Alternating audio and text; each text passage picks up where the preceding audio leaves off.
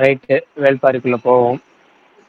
Velpari, welcome back to Velpari world. இன்னைக்கு நம்ம பார்க்கறது 40வது எபிசோடு. அந்த 39 எபிசோட்லயும் என்ன நடந்துச்சுங்கிறது நம்மளுக்கு தெரியும். அது முக்கியமா 39வது எபிசோட்ல ஒரு யுத்தம் நடந்து முடிச்சுச்சுன்னு உங்களுக்கு தெரியும். பெரும்பாலும் யுத்தம் அப்படின்னாலே, ஒரு போர் அப்படின்னாலே ஒரு ரெண்டு நாட்டு படையும் நேருக்கு நேரா மோதிக்கிறது, அதனால ஜெயிக்கிறது அப்படின்னு இருக்கும். ஆனா இதுல அப்படி இருக்காது. வித்தியாசமா ஒரு தந்திரத்தை செயல்படுத்தியிருப்பாங்க. எப்படி அப்படின்னா, கிட்டத்தட்ட சோழப்படையில ஒரு 500 யானைகள் வருது, 5000 வீரர்கள் வராங்க.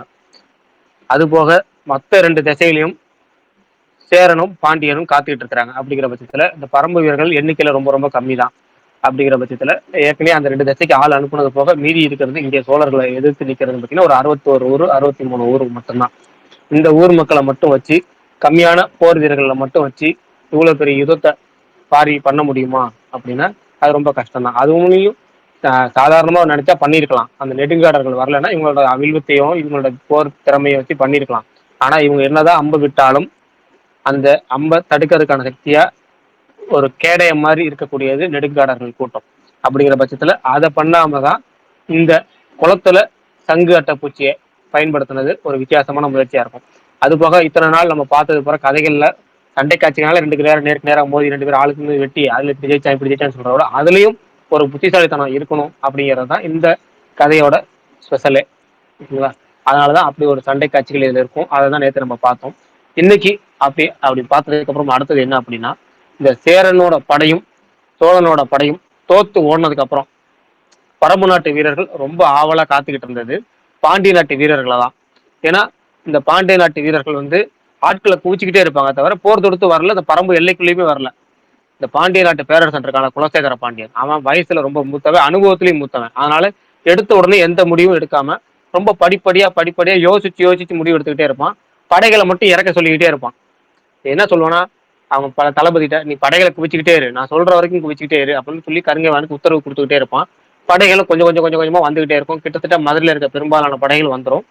எங்க வரும்னா அந்த வெங்கல் நாட்டு எல்லை, அந்த வெங்கல் நாட்டுல வந்திருக்கும். நம்ம ஏற்கனவே பார்த்த அந்த பரம்பு நாட்டு எல்லைக்கு கீழே வெங்கல் நாட்டு பகுதியில தான் படைகள் குவிஞ்சுக்கிட்டே இருக்கும். இப்படி பெரும்பாலான பாண்டிய நாட்டு படைகள் கொஞ்சமா வெங்கல் நாட்டுல முகாமிட்டுக்கிட்டே இருக்கும். இளவரசர் பொதியவர் பண்றான் பாத்தீங்களா, அந்த குலசேகர பாண்டியனோட பையன், அவனும் தளபதி கருங்கை வாணனும் எல்லாருமே வந்துருவாங்க. இங்க மையூர்கிழார் தான் அவங்களுக்கான ஏற்பாடுகள் எல்லாத்தையும் பண்ணிக்கிட்டு இருப்பாரு. அந்த போருக்கான எல்லா ஏற்பாடுகளையும் தயார் பண்ணிட்டு இருக்கிறது அவரு தான்.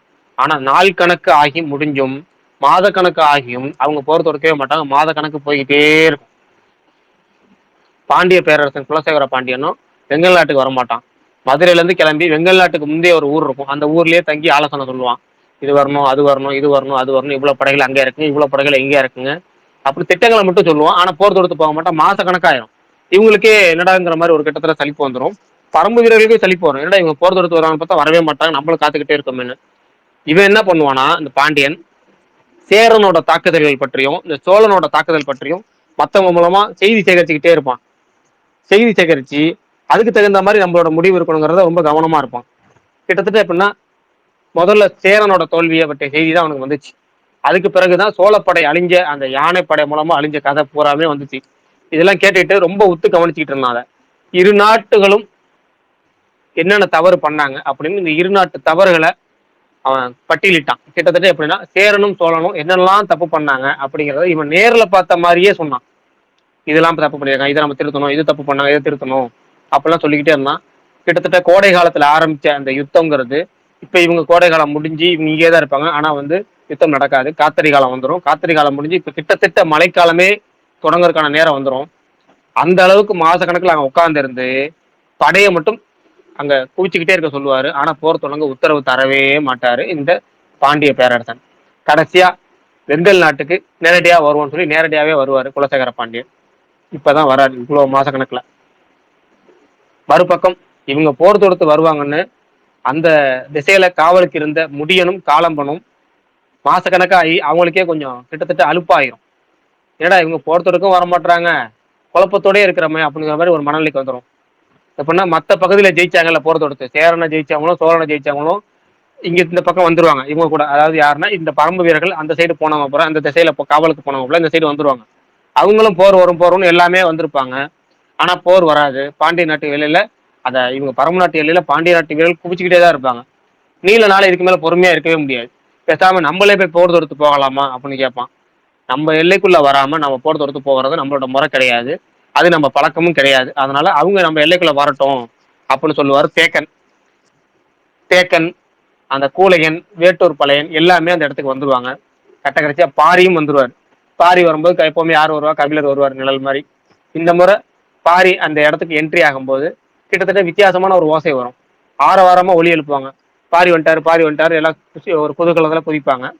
இந்த முறை நீ மட்டும் வரும்போது மட்டும் புதுசா அந்த ஓசையெல்லாம் வருது, இதுக்கு முன்னாடி மாதிரி சத்தத்தங்கள்லாம் கொடுத்ததே இல்லையே அப்படின்னு சொல்லி கபிலர் கேள்வி கேட்பாரு. இது முழுக்க முழுக்க வாரிக்கையனோட ஏற்பாடுங்க. ஏன்னா இது நான் மக்களுக்கு வந்து சேர்றேங்கிற செய்தி ஒண்ணு, பின்னாடி ஒரு செய்தி இருக்கு இதுக்கு பின்னாடி. அதுக்கப்புறம் நான் உங்களுக்கு சொல்றேன், இந்த ஓசை குறிப்புல ஒரு ரகசியம் இருக்கு, அதை சொல்றேன் அப்படிம்பாரு பாரி. சொல்லிட்டு பக்கத்துல போய் எட்டி பார்ப்பாங்க. அந்த பாறை உச்சியில இருந்து எட்டி பார்ப்பாங்க. அந்த மலை உச்சியில இருந்து பார்க்கும்போது அந்த பாண்டியனோட படை ரொம்ப பெருசா இருக்கும். ஏன்னா இத்தனை மாச கணக்கு ஆள் குடிச்சுட்டே இருக்கிறாங்கல்ல, ரொம்ப பெருசா இருக்கும். இவ்வளவு பெரிய படையான்னு கபிலருக்கே ஆச்சரியப்படுற அளவுக்கு ஒரு படை. ஏன்னா கபிலர் வந்து பாண்டிய படையில ஏற்கனவே பார்த்திருக்கிறாரு. ஆனா இப்ப இந்த பரம்பு நாட்டுல இருந்து அதை பாக்குறப்ப அவருக்கே அது அதிசயமா தான் இருக்கும். ஏன்னா போர்க்களத்துல இருந்து அவர் பார்த்தது இல்லையில, அதனால பயங்கரமா இருக்கும். அப்ப இன்னொரு வாட்டி சொல்லுவாரு பாரி, என்னன்னா நீங்க முன்னாடி சத்தம் போட்டு கேட்டீங்கல்ல அந்த ஓசைங்கிறது ஒரு குறிப்பு தான். அதெல்லாம் வந்து வாரிக்கையனோட திட்டம். அவரோட திட்டங்கள் எல்லாமே கொஞ்சம் வித்தியாசமா இருக்கும். நான் சொல்றேன், ஏன்னா வாரிக்கையன் வந்து மிகச்சிறந்த அனுபவத்துல மூத்தவர். அதனாலதான் நான் அவரை வந்து இந்த பயணிக்கு நியமிச்சிருக்கேன். இவ்வளவு திட்டங்கள்லாம் வித்தியாசமா இருக்கனாலதான் வாரிக்கையன் இவ்வளவு வயசுலயும் நம்ம எண்ணி பார்க்க முடியாத அளவுக்கு இருக்கிறாரு. சொல்ல போனா இரவாதன் சின்ன வயசு பையன், அவனும் இவ்வளவு ஒரு வேகத்துல இருக்கிறான். ஒரு வயசான ஆளு வாரிக்கையன் இவரும் இவ்வளவு வேகத்தோட இருக்காங்கன்னா இவங்க 2 பேத்துக்கும் காரணம் திறமை தான் அப்படிம்பாரு. இவருக்கு கபிலருக்கு கொஞ்சம் ஆச்சரியமா இருக்கும். என்னன்னா வாரிக்கையனை பத்தி பாராட்டுனது ரொம்ப சரிதான், ஆனா இரவாதனை பத்தி எதுக்கு பாராட்டுறான் அப்படின்னு யோசிக்கும் போது சொல்லுவாரு பாரி, தானாவே செஞ்சு சொல்லுவாரு இவர் யோசிக்கிறாருங்கிற உடனே. அதாவது சோழர் கூட நடந்த போர்ல கடைசியா ஒரு யானை மட்டும் வந்து அந்த ஆத்து மணல்ல இருந்து கரையில இருந்து ஏற ஆரம்பிச்சிருச்சு. ஏறி ஒரு பரம்பு நாட்டு வீரன் மேல மோத வந்துச்சு. அப்ப இரவாதன் என்ன பண்ணா, ஒரே ஒரு அம்பு தான் விட்டான். அவன் விட்ட அம்பு அந்த யானையோட ஒரு கழுத்து பக்கத்துல எட்டி பார்த்து மறு கழுத்து பக்கமே வெளியே வந்துடும். அந்த அளவுக்கு அந்த வில்வித்தையில மிக சிறந்த வீரனா இருப்பான். அவனோட வீரன் திறமெல்லாம் பயங்கரமானதுதான். ஆனா அவன் வேகம் மட்டும் அதிகமா இருக்கும். அதனால அவனை திறமையானவனா இன்னும் மாத்தணும்னு தான் ஆசைப்படுறேன், அவன் இன்னும் அடுத்த கட்ட தலைவனா வரணும் அப்படிம்பாரு பாரி. மறுபக்கம் அந்த குலசேகர பாண்டியன் நேரடியாவே அந்த களத்துக்கு வந்துட்டனால இப்ப உற்சாகமா வரவேற்பு ஏற்பாடு பண்ணிருப்பாங்க.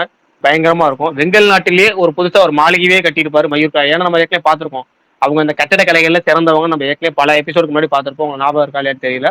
அதுல இப்ப நம்ம ஞாபகம் வச்சுக்கோங்க, அந்த புதுசா ஒரு மாளிகையை இவ்வளவு கம்மியான நாட்கள்ல கட்டக்கூடிய அளவு கட்டி வச்சிருப்பாரு. ஆனா குலசேகர பாண்டியன் வந்த உடனே அந்த மாளிகையோட அழகெல்லாம் பார்க்காம நேரடியா படைகளை கவனிக்க இந்த இடத்துக்கே வந்துருவாரு.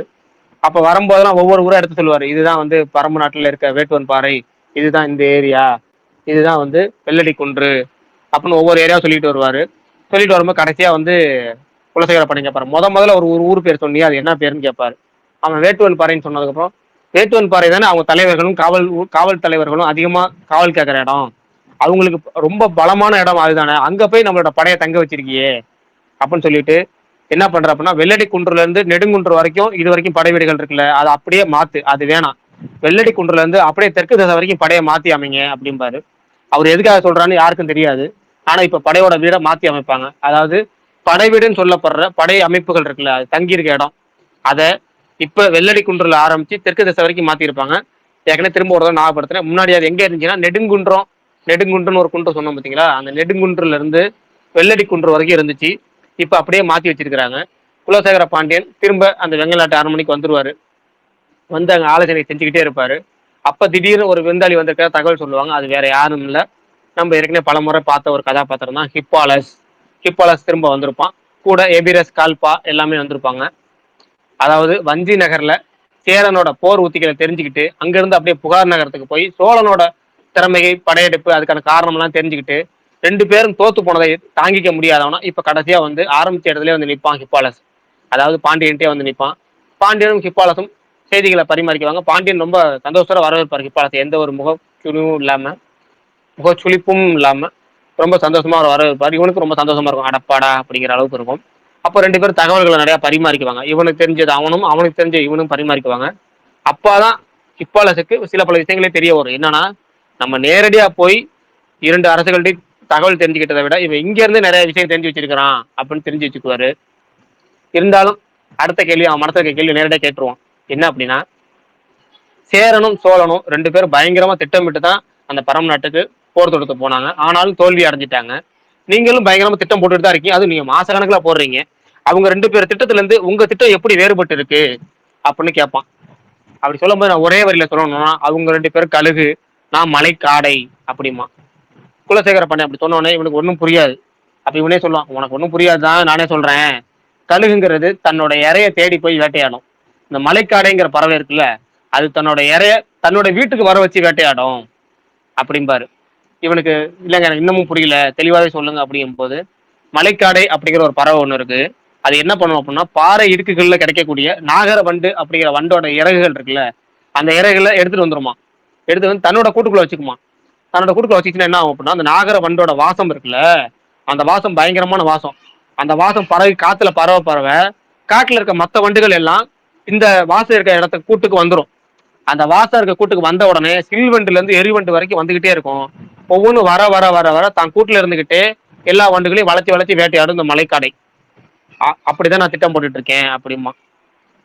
பாண்டிய குழு பேரரசன் குலசேகர பாண்டியன் அப்படி சொன்னதுக்கு அப்புறம் ஹிப்பாலஸுக்கும் கொஞ்சம் அந்த காடை அப்படிங்கிற மலைக்காடை அப்படிங்கிற உருவத்தையே இப்ப என்ன பண்ணுவான், இவன் உருவத்துல மூஞ்சில வச்சு பார்ப்பான். ஒருவேளை இப்படிதான் இருக்கும் போல இருக்கும் அந்த காடை அப்படிங்கிறது. அப்புறம் அந்த பாண்டிய பேரரசனும் ஹிப்பாலஸும் நிறைய விஷயங்களை பேசுவாங்க. கடைசியா குலசேகர பாண்டியன் அவரோட திட்டத்தை சொல்லி ஹிப்பாலஸ்ட சொல்லி அனுப்புவாரு. அது என்ன திட்டம் அப்படின்னா, ஹிப்பாலஸ் நேரடியா வஞ்சி நகரத்துக்கு வந்துருவான். சேரன் கிட்ட வருவான். அதாவது கால்பா இருக்கான்ல, கூட வந்தாலும் கால்பா, அவனை புகார் நகரத்துக்கு அனுப்புவான். அதாவது சோழன்ட்டு அனுப்புவான்.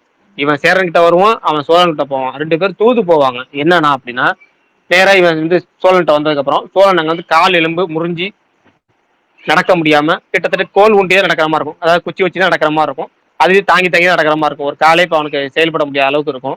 ஏன்னா நம்ம ஏற்கனவே பார்த்தோம்ல, பிட்டன் வந்து ஈட்டியை விட்டான்ல, அதனால அவனுக்கு உடனே மறுபடியும் படையை திரட்டி பரம நாட்டை அழிக்கணும்னு ஆசை. ஆனா அவங்க அப்பா என்ன சொல்லுவாரு, கொஞ்சம் பொறுத்துரு, போர்ல தோத்துட்டோங்கிறப்ப அவசரப்படக்கூடாது அப்படிங்கிற சமயத்துலதான் இங்க கால்பா வந்திருப்பான், தூது வந்திருப்பான் ஹிப்பாலஸ் சார்பா. ஹிப்பாலஸ் வந்தது பாண்டியனோட சார்பா. அதாவது பாண்டியன் இப்ப பரம நாட்டு மேல போர் தொடுத்து போக போறான் அப்படிங்கிற தகவலை ஃபர்ஸ்ட் சேரன் கிட்ட சொல்லுவான் ஹிப்பாலஸ். இங்க சோழன் கிட்ட சொல்லுவான் கால்பா. என்ன அப்படின்னா, ரெண்டு பேரும் ஒரே தகவலை ஒரே இடத்துல சொல்லுவாங்க. சேரனும் சோழனும் நீங்க என்ன காரணத்துக்காக சண்டை போறீங்களோ அதை அப்படியே எடுத்துக்கங்க. ஆனா பாண்டியர் கூட சேர்ந்துக்குங்க. நீங்க தனியா போரிடாம 2 பேரும் அடிபட்டு வந்துட்டீங்க, பாண்டியர் கூட இப்ப சேர்ந்து போரிடுங்க. நீங்க உங்களோட காரணங்களை நீங்க அப்படியே வச்சீங்க. நீங்க தனிப்பட்ட காரணங்கள், நீங்க எதுக்கு பகைக்காக போறீங்களா பகைக்காக, இல்ல அங்க உள்ள செல்வத்துக்காக போறீங்களா செல்வத்துக்காக. ஆனா அது சண்டை போட்டீங்களா ஜெயிச்சிட்டீங்கன்னா 3 பேரும் சேர்ந்து ஜெயிச்சாலும் நீங்க எந்தெந்த காரணத்துக்காக வந்தீங்க அந்த காரணம் உங்களுக்கே. அதாவது பாரியோட தலையை வெட்டணும் அப்படிங்கிறது சேரனோட வெறி அப்படின்னா அதை தீர்த்துக்கலாம் ஜெயிச்சதுக்கு அப்புறம். சோழனுக்கு அந்த பாரி நகர் செல்வம்லாம் வேணும் அப்படின்னா அந்த செல்வத்தை எடுத்துக்கலாம். எதுவும் இவருக்கு வேணான்ட்டாரு. அவருக்கு தேவைங்கிறது துறைமுகத்தை எரிச்ச பரம்பு நாடு அழியணும், அவ்வளவுதான் அப்படிங்கிற விஷயத்தை எடுத்து சொல்லுவான் ஹிப்பாலஸ். ஹிப்பாலஸுக்கு என்ன தேவைன்னா, அந்த தேவாங்கு விலங்கும் தேவை, கொல்லிக்காட்டு விதையும் தேவை, பாலினரோட செல்வங்களும் தேவை, மணிக்கற்கள் எல்லாமே தேவை. அதனாலதான் இவங்க 3 பேர்த்தையும் ஒன்னாக்குற சமாதான முயற்சி அவனுக்கு கையில் எடுத்திருப்பான். கிட்டத்தட்ட 3 பேரரசுகளையும் இணைக்கிற வேலை. ஆனா பாண்டியோட உண்மையான திட்டம் என்னன்னா, சேரனும் சோழனும் ஏற்கனவே பாரிக்கிட்ட தோத்துட்டாங்க. எப்படியும் அவனை ஜெயிக்கணும், திரும்ப போர் தொடுத்து போவாங்க, ஆசைப்படுவாங்க. ஆனா அவங்க ஜெயிக்கணுங்கிற நம்பிக்கை இருக்காது. இதே நம்ம கூட இணைஞ்சிட்டாங்க அப்படின்னா அந்த போர்ல நம்ம தான் தலைமை அப்படிங்கிற மாதிரி ஆகிறது. கிட்டத்தட்ட 3 வேந்தர்களுக்கும் போட்டி அப்படிங்கிறது நம்ம பெரும்பாலும் உலகத்துக்கு எல்லாத்துக்குமே தெரியும். ஆனா அது யாரு எடுக்கிறது நம்ம அடிக்கடி நம்ம சொல்லி வந்தாலும், வணிக ரீதியா நம்ம இடத்துல இருக்கணும்னு ஆசைப்பட்டாலும் அவங்க ஒத்துக்க மாட்டாங்க. இதே நம்ம தலைமையில அவங்க போருக்கு வந்தாங்க அப்படின்னா நாம தான் இடம் அப்படிங்கிறது ஊர் உலகத்துக்கே தெரிஞ்சிடும். அதுதான் நமக்கு வேணும் அப்படின்னு நினைப்பான். இதுதான் அவனோட திட்டமா இருக்கும், பாண்டியனோட திட்டம். அதாவது இதுவரைக்கும் இந்த 3 வேந்தர்களும் தனித்தனியே சண்டை போட்டது எல்லாம் அவங்கவுங்க ஆசைக்காக. எதுக்காக அப்படின்னா, அந்த ஆசை எதுக்குன்னா, அந்த காலத்துல ஏற்கனவே நிலத்தெல்லாம் எதுக்கு வாங்குவாங்க அப்படின்னா, ஜெயிச்சு தான் பிடுங்குவாங்க. எதுக்காக ஜெயிப்பாங்க அப்படின்னா, கடல்ல இருக்க பகுதி இருக்குல்ல, கடல்ல இருக்க பகுதியும் மலைகள்ல இருக்க பகுதியும் அதிகமா ஜெயிக்கணும்னு ஆசைப்படுவாங்க. அதுக்கு காரணமும் இருந்துச்சு. ஏன்னா கடல்கள்ல அதிகமா முத்துக்கள் கிடைக்கும், மலை வளங்கள்ல அதிகமா மருத்துவ பொருட்களும் மிளகு மாதிரி நிறைய விற்பனை ஆகக்கூடிய பொருட்கள் கிடைக்கும். இந்த முத்துக்களும் மிளகு மாதிரி நிறைய விற்பனை ஆகக்கூடிய பொருட்களும் கிடைக்குங்கிறப்ப அதை வச்சு நிறைய யவன வணிகர்கிட்ட வியாபாரம் பண்ணலாம். அப்ப செல்வம் பெருகும். செல்வம் பெருக்கிறப்ப ஒரு நாட்டோட வளம் பெருகும். வளம் பெருகும்னா எல்லை பெருகும். அதுக்காக தான் ஒவ்வொரு இடமும் ஜெயிச்சுக்கிட்டே இருந்தாங்க. தன்னோட எல்லையை பெருசாக்கிட்டே இருந்தாங்க. ஆனா இது எல்லாமே வந்து யவன வணிகத்துக்கு இப்ப அதிகமா தேவைப்படுது. அப்ப எல்லை விரிவாக்கம் மட்டும்தான் முன்னாடி இருந்துச்சு. இப்ப என்னன்னா யவன வணிகத்துக்கு தேவைப்படுது, அதிகமா தேவைப்படுதுங்கிற பட்சத்துல போரிட ஆரம்பிச்சாங்க அதிகமா. செல்வம் அதிகமா உயரணும்னு மலைப்பகுதி, கடல் பகுதி எங்கெல்லாம் இருக்கோ அங்கெல்லாம் போரிட்டாங்க. இப்ப அது எல்லாமே சேர்ந்து ஒரு செல்வோட அமைப்பே மொத்தமா கிடைக்கக்கூடிய இடமா பரமமலை இருக்கு. அந்த பரமமலை தனித்தனியா போரிட்டு ஜெயிக்க முடியலங்கிறப்ப நம்ம எல்லாரும் சேர்ந்து போரிடுறதுக்கான ஒரு வாய்ப்பா இது கிடைச்சிருக்கு. அப்படிங்கிறப்ப எல்லாரும் ஒண்ணு சேர ஒரு வாய்ப்பை கொடுத்துச்சு இந்த பரம நாடு செல்வங்கள். மறுபக்கம் இவங்க ஒண்ணு சேர்ந்தது ஒரு பக்கம், மறுபக்கம் பாரி தினமும் ஆலோசனை பண்றதும் பாண்டியர்கள் வரலன்னு சொல்லி ஏமாற்றம் அடைகிறதும் அங்க வாடிக்கையா இருந்துச்சு. பரம்பு வீரர்களே கொஞ்சம் கிட்டத்தட்ட ஏமாற்றமாயி டெய்லியுமே இருந்துட்டு இருப்பாங்க. எப்படியும் நம்ம கீழே போய் தாக்க போறது இல்ல, எதிரிங்க மேல வந்து தாக்குதல் பண்ணா நம்ம புதுசா எதுவும் பண்ண போறது இல்லை. ஏற்கனவே நம்மள்ட்ட இருக்க திட்டங்களும் நம்மள்ட்ட ஏற்கனவே இருக்க வீரம் தான் நமக்கு. அதனால ஏன் பதட்டமா இருக்கீங்க, எல்லாம் அவங்கவுங்க வேலையை பாருங்க அப்படின்னு சொல்லி பாரி கொஞ்சம் ஆசுவாசமா தான் இருப்பான். மத்தவங்க தான் எப்பவுமே பரபரப்பா இருப்பாங்க. ஏன்னா நாள் ஆக ஆக அவங்களுக்கு கொஞ்சம் பயம் அதிகமாகும். அதாவது எப்படின்னா நாள் கணக்கு போய் மாச கணக்கு ஆயிருச்சு. ஆனா அவங்க போர் தொடுத்து வரல அப்படின்னா இன்னும் ஆபத்து அதிகமா இருக்குன்னு தான் மத்தவங்க பயப்படுவாங்க. ஆனா அந்த பாண்டிய நாட்டு வீரர்கள் இருக்காங்கல்ல, அவங்க போர் தொடுத்து வராம இருந்தாலும் அங்க அதிகமா இடம் மாறிக்கிட்டே இருந்தாங்க. நம்ம ஏற்கனவே பார்த்தோம்ல, முன்னாடி வந்து ஒரு இடத்துல இருந்து இன்னொரு இடத்துக்கு மாத்த சொன்னாங்கல்ல, அது நாள் கணக்கில் இடம் மாறினாங்க. இந்த வாட்டி ஆயிரக்கணக்கான யானைகள் அந்த இடம் மாற்றத்துக்கு ஈடுபடுத்தப்பட்டது. அதுதான் என்ன பண்றாங்கன்னு பாக்குறதுக்கு ஒன்றும் புரியாம இருந்தாங்க. இந்த வேட்டுவன் பாறையில இருந்து பார்ப்பாங்க. பார்த்தா அவங்களுக்கு ரொம்ப பக்கத்தில் நம்ம இருக்கிற மாதிரி தெரியுங்கிறதுனால நம்ம இடத்த மாத்திக்கிறாங்க போல இருக்கு. நம்ம வேட்டுவன் பாறையில இருந்து நம்ம பார்த்தோம்னா அவங்களுக்கு ரொம்ப பக்கத்துல தெரியுது. இது வந்து வந்து மயூர் கிளாரோட திட்டமா இருக்கும் அப்படின்னு இவங்க தெரிஞ்சிருப்பாங்க. ஆனாலும் ஏன் மாசக்கணக்கா போர் தொடங்காம இருக்காங்க அப்படிங்கிறதா இவங்களுக்கு இன்னும் குழப்பமாவே இருக்கும். மாசம் அதிகமாயிட்டே போக இன்னொரு பக்கம் மயிலா மாசமாகிடுவா. அதனால வேட்டுவன் பாறைக்கு பாரியும் ஆதினியும் மயிலாவை பார்க்க வந்திருப்பாங்க. அப்ப பாரி என்ன சொல்லுவாருன்னா, நீ ஆதினியை பார்க்க நீ என்ன சொல்லுவாருன்னா ஆதினி கிட்ட சொல்லுவாரு. ஆதினியை பார்த்து, ஆதினி நீ இங்கேயே இரு, இந்த வேட்டுவன் பாறையிலே இரு, மயிலாவை பார்த்துக்க அப்படின்னு சொல்லுவாரு. அப்போ ஒரு வீரன் வேகமா வந்து ஒரு செய்தி சொல்லுவான். அவன் சொன்ன செய்தி எல்லாத்துக்கும் அதிர்ச்சியாகவும் கொஞ்சம் ஏற்றுக்கொள்ள முடியாததாகவும் இருந்துச்சு. அது என்னன்னா நேரடியா வந்து பார்ப்பாங்க. என்னன்னா ஒரு படை தெற்கு திசையில வந்துகிட்டு இருக்கும், ரொம்ப பக்கத்துல வந்து நிற்கும், ஆனா எல்லைக்குள்ள வராது. அந்த படையில ஃபர்ஸ்ட் வந்து வச்சிருக்க பதாகைகள் என்னன்னா சேரனோட வில்லு சின்னம், அந்த சின்னம் இருக்கும். அதே திசையில கடைசியா பின்னாடி பாத்தீங்கன்னா சோழனோட படை வந்துட்டு இருந்துச்சு. அடுத்தது அதே இதுல கடைசியா பாண்டிய நாட்டு கொடி இருந்துச்சு. அப்ப எல்லாத்துக்கும் ரொம்ப ஆச்சரியம். சேர சோழ பாண்டிய 3 வீரர்களும் ஒரு சேர வராங்க அப்படிங்கிறப்ப அந்த செய்தி அவங்க கண்ணு முன்னாடியே பார்த்தாங்க. அதை பாக்குறப்ப அவங்களுக்கு நம்பிக்கை இல்லாம இருக்கும். பார்த்ததுக்கு அப்புறம் தான் நம்பிக்கை வரும். செய்தியா வரப்ப நம்பிக்கை இல்லாம இருக்கும், பார்த்ததுக்கு அப்புறம் தான் நம்பிக்கை வரும். எல்லா வீரர்களும் இப்ப கிழக்கு தேசம் நோக்கி வராங்க. எல்லா வீரர்களும் ஒரே இடத்துல ஒரு 3 நாட்டு வேந்தர்களும் அவங்களோட வேந்தரோட படையும் கிழக்கு திசையில வருது. அப்படிங்கிறப்ப எல்லாருக்கும் அதிர்ச்சி தான். எப்படி நம்ம 3 வேந்தர்களும் தனித்தனி திசையில வந்துட்டு இருந்தாங்க, அப்ப நம்ம ஜெயிச்சோம். இப்ப 3 படை ஒன்னா வருது, அது கீழ் திசையில வருது. அப்படிங்கிறப்ப எல்லா வேட்டுவன் பாறையில வந்து திரும்ப வந்து ஒரு ஆலோசனை கூட மாதிரி பண்ணுவாங்க. மறுபக்கம் நம்ம ஏற்கனவே 2 பக்கம் மாறி மாறி பாக்குறோம். அங்க பாண்டிய நாட்டுல கருவூலத்துல பொறுப்பா இருக்காருல வெள்ளிக்கொண்டார், அவரை தவிர மத்த எல்லாருமே இப்ப இந்த போர்க்களத்துக்கு வந்திருப்பாங்க. சேரன் சார்புல குட்டநாடு மட்டும்தான் கலந்துக்கும், குடநாடு கலந்துக்காது. எதுக்காகனா குடநாட்டு தளபதி எக்கல் மாடன் இருக்கான, அவன் தலைமையில உள்ள போன படம் வந்து முழுசா அழிஞ்சிருச்சுல போர்ல போன முறையில. அதனால நம்ம கூட்டத்துக்கு முன்னாடி இறக்கி நம்மள வந்து ஒரு பலிகடா மாதிரி ஆக்கியிருக்கான் அந்த உதயஞ்சேரல். அவன் ஒரு கபட நாடகம் ஆடிட்டான்னு குடநாட்டு வேந்தன் குடவர்க்கு இருக்கான்ல, அவன் இந்த போர்ல பங்கேற்க மாட்டேன்னு சொல்லிடுவான். அதனால குட்டநாடு தலைமையில மட்டும் உதயஞ்சேரல் தலைமையிலான ஒரு நாடு இருக்கு பாத்தீங்களா, அந்த இதுல அவங்களோட தளபதி துடுமன் இருக்கான் பாருங்க, அவனோட படை உள்ள வந்துட்டு இருக்கும். சேர நாட்டு சார்பா அந்த அதே உதயஞ்சேரல் சார்பா அமைச்சர் நாகரேயன் வந்திருப்பாரு. சோழ நாட்டு சார்பா அமைச்சர் வந்து வளவன்காரி, பாண்டிய நாட்டு சார்பா அமைச்சர் வந்து முசுகுந்தர். இவங்க எல்லாமே இப்ப ஒன்னு ஆலோசனை பண்ணுவாங்க. இவங்க எல்லாத்துக்கும் தலைமை அமைச்சரா முசுகுந்தரை நியமிச்சிருவாங்க. அதாவது சேர சோழ பாண்டிய 3 அமைச்சர்களும் சேர்த்து தலைமை அமைச்சரா பாண்டிய அமைச்சர் முசுகுந்தர் இருப்பாரு. அவர் தலைமையில தான் நிறைய ஆலோசனை கூட்டங்கள் நடக்கும். புதுசா தேவையான உணவுகள், பண்டக சாலைகள், மருத்துவர்கள், சிகிச்சைக்கான பகுதிகள்னு குதிரைகள், யானைகள்னு எல்லாமே 3 பேரும் ஒன்னா உள்ள கலந்துக்கிட்டு அவங்களுக்கு தேவையானது எடுத்துக்கிட்டாங்க. அதாவது 3 வேந்தர்களோட படையும் வந்து எல்லாமே சேர்ந்து இப்ப தனித்தனியா ஒன்னாக்கி அதுல இருந்து எல்லாம் கலந்து கலந்து கட்டி பிரிச்சுக்கிட்டாங்க. அதாவது தனித்தனி என்னது ஒன்னது அது அப்படி பிரிக்காம 3ஐயும் கலந்து அதுக்கப்புறம் பகிர்ந்து எடுத்துக்கிற மாதிரி. இப்ப 3 வேந்தர்களுக்கும் அங்க படை ஒன்னா இருக்கு, எல்லா படையும் இறங்கிடுச்சு. 3 வேந்தருக்கும் தனித்தனியா குடில் அமைக்கிற பணின்னு ஒன்று இருக்கு பாத்தீங்களா, அந்த பணியை செய்யணும் அப்படிம்பாரு முசுகுந்தர். அதுக்காக என்ன பண்ணுவார், தலைமை கணி இருக்கான அந்துவன், அவனை கூப்பிட்டு வந்திருப்பாங்க.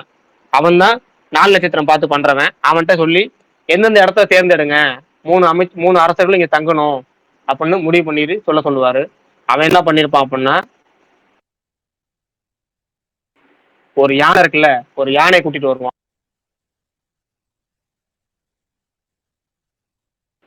அந்த யானையை கூட்டிட்டு வந்து காரமலை இருக்கணும்ல, காளை மரம் அடிவாரம், அந்த காரமலை அடிவாரத்தில் நடக்க சொல்லுவான். பாகன் மேல ஏறி உட்காந்துக்கணும், ஆனா எந்த பக்கம் போகணும் அந்த யானை கிட்ட சொல்லக்கூடாது அப்படின்னு சொல்லியிருப்பான். அதனால யானை தனியாவே போகும். ஒரு சில இடத்துக்கு போயிட்டு திரும்ப அதே இடத்தை சுத்தி வந்துடும். அந்த மிகப்பெரிய யானை யார் தெரியுமா, யானை பாண்டியன் இருக்கான்ல, அதாவது பாண்டிய பேரரசன் இருக்கான் பாத்தீங்களா, அவனோட சிறப்பு மிக்க ரொம்ப வயசான யானை, அங்க இருக்கையிலே ரொம்ப அவங்க தெய்வம் மாதிரி கும்பிடுற யானை. அதாவது பாண்டியன், எப்பவுமே சோழர்கள் வந்து யானை அதிகமா வச்சிருப்பாங்க, ஆனா பாண்டியன் வந்து இந்த யானை ஏற்கனவே நம்ம பார்த்திருக்கோம், அவங்களோட வாசல் திறக்கிற திறமையெல்லாம் நம்ம பார்த்திருப்போம். அப்ப யானைப்படை வச்சு அவங்க எவ்வளவு தூரம் ஒரு விளையாட்டுலாம் நடத்துவாங்கன்னு தெரியும். அந்த யானைகளே மிக சிறப்பு மிக்க யானைங்கிறது ஒரு யானை. அந்த யானைக்கு ஒரு பேரே இருக்கு, பவள வந்திகை அப்படிம்பாங்க. அந்த பவள வந்திகைங்கிற யானையை தான் பயன்படுத்துவாங்க இதுக்கு. யானை ஒரு பக்கம் நடந்து போயிட்டு வந்ததுக்கு அப்புறம் அதுல கால் தடத்துல ஒரு அச்சு மாதிரி இருக்கும் தெரியுங்களா, ஒரு யானை போகுது அப்படின்னா, ஏற்கனவே அங்க மழை பெஞ்சிச்சுன்னு சொன்னோம், மழைக்காலம்னு சொன்னோம். மழைக்காலத்துல சாதாரணமா யார் நடந்தாலும் ஒரு அச்சு வரும். அந்த யானை மாதிரி மிகப்பெரிய விலங்குகள் நடந்து எப்படி இருக்கும், மிகப்பெரிய அச்சா இருக்கும் பாத்தீங்களா, அந்த அச்செல்லாம் விட்டு கவனிப்பாங்க. ஏன்னா அந்த அச்சு எப்படி இருக்கும்னா, கிட்டத்தட்ட ஒரு ஆமையோட ஓடு மாதிரி இருக்கும். ஒரு ஆமையோட தலைகீழ கவுத்து போட்டா எப்படி இருக்கும், அதுல நட்சத்திரங்கள்லாம் தெரியற மாதிரி இருக்கும் பாத்தீங்களா, அதை மாதிரி இதுல அச்சு பார்ப்போம். அந்த அச்சுல நட்சத்திரங்கள் தெரியும். அந்த நட்சத்திரத்தோட அடிப்படையில அரசரோட குடி எங்க இருக்கணும், அரசரோட குடியில் எங்க இருக்கணும் அப்படிங்கிறத அந்துவன் தேர்ந்தெடுப்பான். அப்படி பெருமேடு அப்படிங்கிற பகுதி ஒண்ணு இருக்கும். அதுல அந்த பெருமேடு பகுதியில பாண்டியனுக்கு மிகப்பெரிய பாசறை அமைக்கலாம் அப்படின்னு சொல்லுவான். அங்க இருந்து தெற்கு பக்கமா சேரனுக்கு பாசறையும், வடகிழக்கு பக்கமா சோழனுக்கு பாசறையும் ஏற்பாடு பண்ணலாம் அப்படின்னு அந்துவன் வந்து யோசனை சொல்லுவான். 3 பேரரசர்களும் ஒரே இடத்துல தங்கலாம் அப்படிங்கிற மாதிரி இந்த இடம் ஏற்பாடு பண்ணியிருப்பாங்க.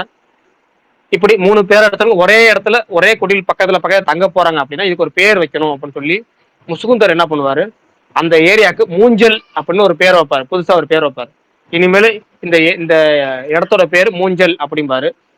3 வேந்தரோட படையும் அங்க தயாராயிருச்சு. அந்த 3 வேந்தர்கள் தங்குறதுக்கு பாசறையும் தயார் பண்ணிட்டாங்க. இப்போ 3 வேந்தர்களும் வந்ததுக்கு அப்புறம் அந்த நிலைமை எப்படி இருக்கும், இந்த 3 வேந்தர்களும் பரம்பு நாடு எப்படி சமாளிக்க போகுது அப்படிங்கிறதெல்லாம் ஒரு மிகப்பெரிய எபிசோடு. அந்த எபிசோடுங்கிறத நம்ம நாளைக்கு பார்ப்போம். இந்த எபிசோடு எப்படி இருந்துச்சு, அதாவது கிட்டத்தட்ட இந்த எபிசோடு எப்படி இருக்கும் அப்படின்னா, உங்களுக்கு வந்து ஒரு தகவல் மாதிரியான எபிசோடு தான். பரபரப்புக்கெல்லாம் பஞ்சம் கொஞ்சம் ரொம்ப பஞ்சமா தான் இருக்கும். இந்த எபிசோடு எப்படி இருந்துச்சு அப்படிங்கிறத நீங்க கமெண்ட்ல சொல்லுங்க. அடுத்த எபிசோடுங்கிறது கொஞ்சம் அடுத்த கட்ட தகவலுக்கு கொண்டு போகும். பாண்டியனோட திறமை எப்படி, அவனோட திட்டம் என்ன, மூணு மூவேந்தர்களை எப்படி ஒன்னா சேர்த்தான், இதெல்லாம் மிகப்பெரிய ஒரு எபிசோடு. அந்த எபிசோட நம்ம அடுத்த எபிசோட்ல பார்க்கலாம். இது எப்படி இருந்துச்சுங்கிறத நீங்க கமெண்ட்டை சொல்லுங்க. வெயிட் பண்றேன்.